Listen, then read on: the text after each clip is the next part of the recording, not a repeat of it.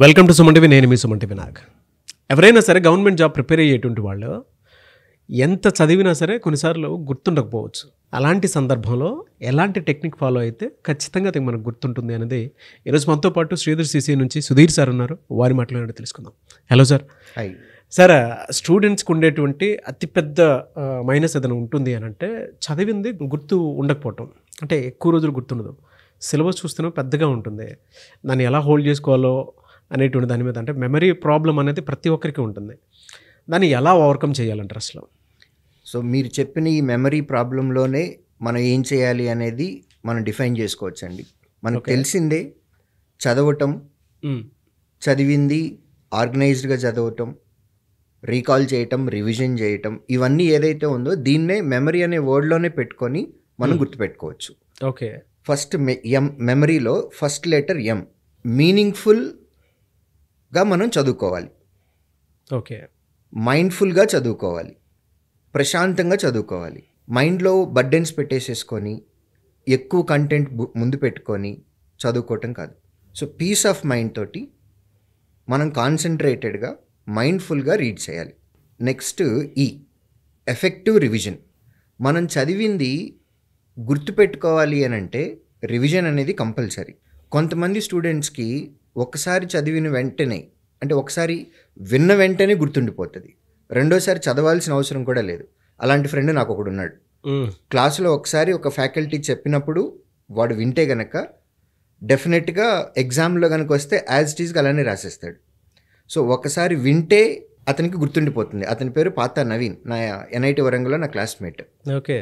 కొంతమంది స్టూడెంట్స్కి ఫ్యాకల్టీ చెప్పిన తర్వాత ఒకసారి చదివితే గుర్తొస్తుంది. కొంతమందికి ఒకసారి విన్న తర్వాత 2-3 సార్లు రివిజన్ చేయాల్సి వస్తుంది. ఇంకొంతమందికి విని చదివిన తర్వాత వాళ్ళ సొంతగా క్లాస్ రూమ్ నోట్స్ వాళ్ళు రాసుకోవాలి. సో ఇట్లా రకరకాల స్టూడెంట్స్ ఉంటారు కాబట్టి ఫస్ట్ చదివేటప్పుడు మైండ్ఫుల్గా చదువుకోవాలి. తర్వాత రివిజన్ అనేది చాలా ఇంపార్టెంట్. ఎఫెక్టివ్గా చదువుకోవాలి. నెక్స్ట్ మనం ఇందాక మాట్లాడుకున్నట్లే make a note of it. మనం విన్నది ప్రతిసారి కూడా మనకు గుర్తుండాలని రూల్ ఏం లేదండి. మీరైనా సరే, నేనైనా సరే, మనం బోల్డ్ అని వింటూ ఉన్నాం. గత 30 సంవత్సరాలుగా మీరు వింటున్నారు, 40 సంవత్సరాలుగా నేను చాలా వింటూనే ఉన్నా. విన్నయన్నీ గుర్తుండవు. గుర్తుండాలి అని అంటే మనం రాసుకోవాలి. అది మన చేత్తోనే రాసుకోవాలి. రాసుకున్న తర్వాత మన నోటితో మనం ఇంకా వేరే వాళ్ళకి ఎవరికైనా చెప్తే ఇంకా ఎఫెక్టివ్గా ఉంటుంది. సో నోట్ చేసుకోవటం అనేది కూడా ఇంపార్టెంట్. ఆర్గనైజ్డ్గా చదువుకోవాలి. ఓకే. ఏది పడితే అది చదువుకోవటం కాకుండా ఒక ప్రాపర్ షెడ్యూల్ వేసుకొని ఒక ఆర్గనైజ్డ్గా చదవాలి. సో ఈ మెమరీలో M for meaningful reading, mindful reading, E for effective revision, M for make a note of it, O for organised schedule, okay, R for recall. మనం ముందు ఎన్ని చేసాం, పర్ఫెక్ట్గా ఒక షెడ్యూల్ వేసుకున్నాము, ప్రశాంతమైన రూమ్లో కూర్చొని చదువుకున్నాము, చదివింది మళ్ళీ రివిజన్ చేసాము, నోట్ చేసుకున్నాము. అయినా సరే రీకాల్ చేయాలి అని అంటే ఎప్పుడైనా సరే ఒక టెస్ట్ రాయాలి. ఓకే. 1 to 10 పాయింట్స్ మనం చదివామండి. అందులో టెస్ట్ రాసినప్పుడు 2nd పాయింట్ మీద ఒక క్వశ్చను, 9th పాయింట్ మీద ఒక క్వశ్చను, అలా జిగ్జాగ్గా మనకు క్వశ్చన్స్ వచ్చినప్పుడు మనం చదివింది మనం నిజంగా ఎంత గుర్తుపెట్టుకున్నాము అనేది ఆ ఎగ్జామ్ రాసినప్పుడు మనకు తెలుస్తుంది. So this is recall. Okay. Last word, last letter Y. అన్నిటికంటే ఇంపార్టెంట్. ముందు అన్నీ చెప్పినవి అన్నీ జరగాలి అని అంటే ఫస్ట్ మనిషి అనేవాడు ఆరోగ్యంగా ఉండాలి. So your health is so important. So మితంగా తినాలి. డైటింగ్ అనుకుంటా డైట్ చేయకూడదు, అలా అని చెప్పేసి మళ్ళీ దొరుకుతుందో దొరకదో అన్నట్టుగా ఎక్కువగా కూడా తినకూడదు. మితంగా తిని బాడీకి కావాల్సినటువంటి వాటర్ సపోర్ట్ తీసుకొని ప్రశాంతంగా ఉంటే గనక, అంటే కడుపు ఎప్పుడు కూడా ఆకలిగా ఉండకూడదండి. అలానే ఎక్కువ తిని హెవీగా ఉన్నప్పుడు మన బాడీ మనకి సపోర్ట్ చేయదు, లేడౌన్ అయిపోయి పడుకోవాలని అనిపిస్తుంది.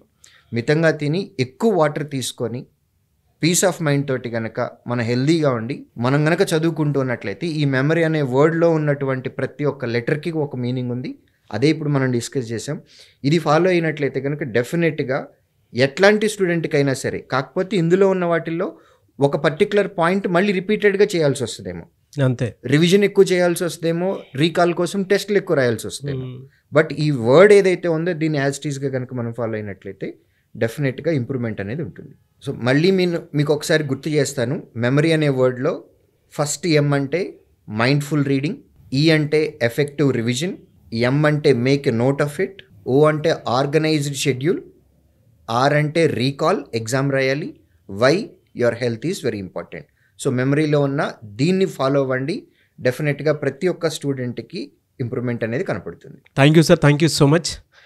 స్టూడెంట్స్ కంటే శ్రీధర్ సిసిలో మొత్తం ఈ విధంగానే కౌన్సిలింగ్ ఇచ్చి స్టూడెంట్స్ని గవర్నమెంట్ జాబ్ వచ్చేలాగా ప్రిపేర్ చేస్తారండి. ఇలానే ఉంటుందా? డెఫినెట్గా ఒక స్టూడెంట్ ప్రాబ్లమ్ తోటి వచ్చినట్లయితే కనుక ఫస్ట్ ఆ ప్రాబ్లమ్ని అనాలిసిస్ చేసి వాళ్ళకి ఆ ప్రాబ్లంలో నుంచి బయటకు రావడానికి ఏదైతే సొల్యూషన్ ఉంటుందో ఆ సొల్యూషన్ ఇవ్వడానికి డెఫినెట్గా మేము వర్కౌట్ చేస్తాము. ఇన్ కేస్ నాకు తెలియకపోయినా సరే మా టీమ్ తోటి డిస్కస్ చేసి స్టూడెంట్కి సొల్యూషన్ ఇవ్వడానికి అయితే మాత్రం మేము డెఫినెట్గా ముందుంటాం. మీరు చెప్పింది యాజ్ ఇట్ ఈస్ ఫాలో అయితే ఎన్ని మంత్స్లో జాబ్ క్రాక్ చేయడానికి అవకాశం ఉంటుందండి? నాగరాజ్ గారు, ఇది కంప్లీట్గా స్టూడెంట్ని బేస్ చేసుకుని ఉంటుందండి. స్టూడెంట్కి ఎన్ని మంత్స్లో ఉద్యోగం వస్తుంది అనేది డెఫినెట్గా మేము ఇంత టైంలో వస్తుందని అయితే చెప్పలేం. ఒకవేళ అలా ఎవరైనా సరే మా కోచింగ్ సెంటర్లో జాయిన్ అయితే మీకు ఉద్యోగం గ్యారంటీ అని కానీ, లేకపోతే 6 నెలల్లో ఉద్యోగం గ్యారంటీ అని కానీ ఇలా ఎవరైనా చెప్పారు అని అంటే డెఫినెట్గా అది ఫ్రాడ్. ఫర్ ఎగ్జాంపుల్ ఇప్పుడు మీరే నా స్టూడెంట్ అని అనుకుందాం, కొంచెంసేపు ఎగ్జాంపుల్. నేను మీ గురించి నేను ఎగ్జామినేషన్కి కావాల్సినటువంటి కంటెంట్ నాలెడ్జ్ ఏదైతే ఉందో అది నా మైండ్లో నుంచి మీ మైండ్లోకి షేర్ చేస్తాను. నేను షేర్ చేసిన ఇన్ఫర్మేషన్ని మీరు ఫస్ట్ ఆఫ్ ఆల్ గుర్తుపెట్టుకోవాలి, ఎగ్జామ్కి వెళ్ళి అప్లై చేయాలి. ఇవేమి 2 × 2 = హౌ మచ్ అని అడిగే రోజులు కాదండి. ఆ రోజులు ఎప్పుడూ అయిపోయినాయి.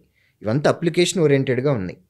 నా దగ్గర నుంచి మీరు నేర్చుకున్న కంటెంట్ని ఎగ్జామ్ హాల్లో మీరు క్వశ్చన్ చదివినప్పుడు మీరు గుర్తు తెచ్చుకోవాలి, మీరు అప్లై చేసి రావాలి.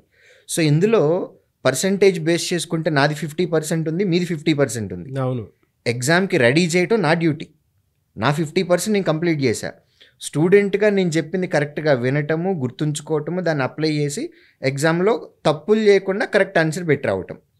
ఇందులో కూడా ఒక్కొక్క ఎగ్జామ్ని ఒక్కొక్క స్ట్రాటజీలో వెళ్ళాలండి. అన్ని ఎగ్జామ్స్కి ఒకే ఫార్మాట్ అనేది లేదు, ఒక్కొక్కటి ఒక్కొక్కలాగా ఉంది. సో మేము చెప్పిన ఫార్మాట్ని మీరు ఎగ్జిక్యూట్ చేసి రావటం అనేది స్టూడెంట్గా మీ చేతుల్లో ఉంది.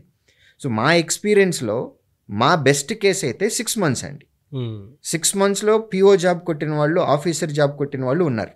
వర్స్ట్ కేస్ అని అంటే 5-6 ఏళ్ల క్రితం జాయిన్ అయ్యి ఇప్పటికీ ఉద్యోగాలు రాని వాళ్ళు కూడా ఉన్నారు.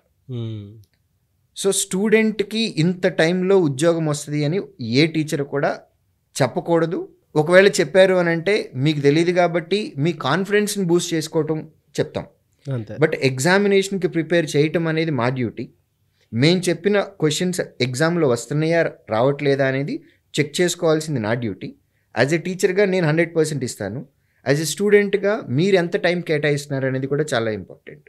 ఇప్పటి వరకు ఎన్ని జాబ్స్ వచ్చింటాయి సార్ శ్రీధర్ సిసి నుంచి? శ్రీధర్ సిసి నుంచి గత 4 సంవత్సరాల్లో 19,000 పైగా ఉద్యోగాలు వచ్చినాయనండి. అన్నీ గవర్నమెంట్, అన్ని పబ్లిక్ సెక్టర్ జాబ్స్.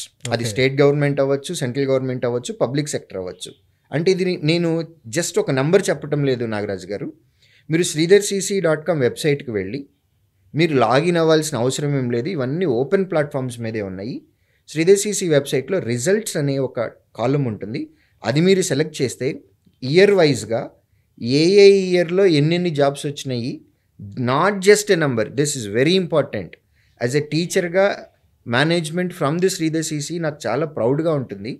ఎందుకంటే మార్కెట్లో ఎవరు చేయని మేము చేస్తున్నాము.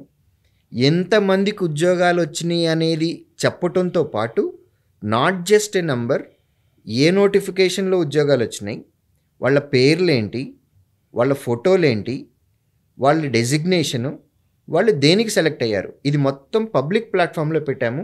గత 4 సంవత్సరాల్లో 19,000 పైగా ఉద్యోగాలు శ్రీధర్ సిసి స్టూడెంట్స్కి వచ్చినాయండి. ఎలా సార్ మిమ్మల్ని అప్రోచ్ అవ్వాలంటే? ఏదైనా పేరెంట్స్ పిల్లలతో సహా అంటే పిల్లల్ని తీసుకొని మిమ్మల్ని విజిట్ చేయాలి అని అంటే? శ్రీధర్ సిసి ఫ్రాంచైజీస్ కానివ్వండి, బ్రాంచెస్ కానివ్వండి, ఏ ఫ్రాంచైజీకి డైరెక్ట్గా వెళ్ళినా సరే మా వాళ్ళు హెల్ప్ చేస్తారు. లేదా స్క్రీన్ మీద కనపడుతున్న ఈ నెంబర్కి మీరు కాల్ చేసిన కనుక మీకు కావాల్సినటువంటి డీటెయిల్స్ మా టీం ఇస్తుంది. డెఫినెట్గా సార్. థ్యాంక్ యూ అండి. Thank you so much sir. Thank you Nagaraj గారు. చూసారు కదండి వీడియో. ఈ వీడియోపై మీ అభిప్రాయాన్ని కమెంట్ బాక్స్లో పోస్ట్ చేయండి. మీ పిల్లలు కనుక ఖచ్చితంగా అంటే ఇవాళ అంతా ట్రెండ్ మారిపోతూ ఉంది. కన్సిస్టెన్సీతో కూడుకున్నటువంటి ఏదైనా ఒక గవర్నమెంట్ జాబ్ కావాలి అని అంటే మాత్రం బయట మార్కెట్లో దానికి తగ్గట్టే మెటీరియల్ దగ్గర నుంచి స్టడీ ప్లానింగ్ దగ్గర నుంచి మాక్ టెస్ట్ల దగ్గర నుంచి ఒక రైట్ ఇన్స్టిట్యూట్ ఉంటే తప్ప స్టూడెంట్కి అది ఆ గవర్నమెంట్ జాబ్ అంటే ప్రతి ఒక్కరికి ఒక వరంలానే ఉంటుంది. ఆ వరం కనుక మీకు కావాలి అనుకునేటువంటి వాళ్ళు శ్రీధర్ సీసీని కనుక ఖచ్చితంగా అప్రోచ్ అవ్వాలనుకుంటే స్క్రీన్ మీద మీకు కాంటాక్ట్ నెంబర్ కనిపిస్తుంది. దానికి మీరు కాల్ ఆర్ మెసేజ్ వాట్సాప్ చేసినా సరే డెఫినెట్గా మీరు అప్రోచ్ అవ్వండి. లేదు అనుకుంటే మీ దగ్గరలో ఉన్నటువంటి అంటే 2 తెలుగు రాష్ట్రాల్లో చాలా చోట్ల శ్రీధర్ సీసీ బ్రాంచెస్ ఉన్నాయి. సో మీరు ఆ విధంగా సరే మీ పిల్లల్ని తీసుకొని మీరు అక్కడికి వెళ్ళి విజిట్ చేయొచ్చు. ఈ వీడియో లైక్ చేయండి, షేర్ మాత్రం తప్పకుండా చేయండి. అండ్ మీకు ఏదైనా డౌట్స్ ఉంటే కింద కామెంట్ బాక్స్లో మాత్రం పోస్ట్ చేయండి. ఇలాంటి మరిన్ని వీడియోస్ కోసం మా ఛానల్ ఫాలో అవ్వండి. Thank you. సో ఎవరు ఎక్కడి నుంచైనా అప్రోచ్ అవ్వచ్చా మిమ్మల్ని అప్రోచ్ అవ్వాలంటే? డెఫినెట్గా మాకు ఫీడ్బ్యాక్ సిస్టమ్ అనేది ఒకటి ఉంటుందండి. ఏ బ్రాంచ్లో స్టూడెంట్ అయినా వాళ్ళకి కష్టం కలిగితే ఫీడ్బ్యాక్ అని వాళ్ళ అకౌంట్లోనే ఉంటుంది. అది కనుక పెడితే దాన్ని నేనే చదువుతాను. అవసరాన్ని బట్టి ఫోన్ చేసి కూడా పిల్లోడికి కష్టం బాగా ఎక్కువ ఉంది అంటే నా అంతటి నేను ఫోన్ చేసి కూడా మాట్లాడతాను. Great sir. ఆ ఫీడ్బ్యాక్లన్నిటికీ ఆన్సర్ కూడా నేనే పెడతానండి. అదే అండి, ఒక్కొక్క టీచర్గా కాకుండా ఫాదర్హుడ్ నేచర్ తోటి స్టూడెంట్స్ని గైడ్ చేస్తారు. డెఫినెట్గా అండి. మేము మా పిల్లలతో నిజం చెప్తున్నాం, ఎవరు నమ్మరు. మేము మా పిల్లలతో గడిపే టైం కన్నా ఈ పిల్లలతో గడిపే టైం ఎక్కువ అండి. ట్రూ సార్, నా మార్నింగే చూశాను ఇందాక. Anyways thank you so much Sridhar sir. Thank you.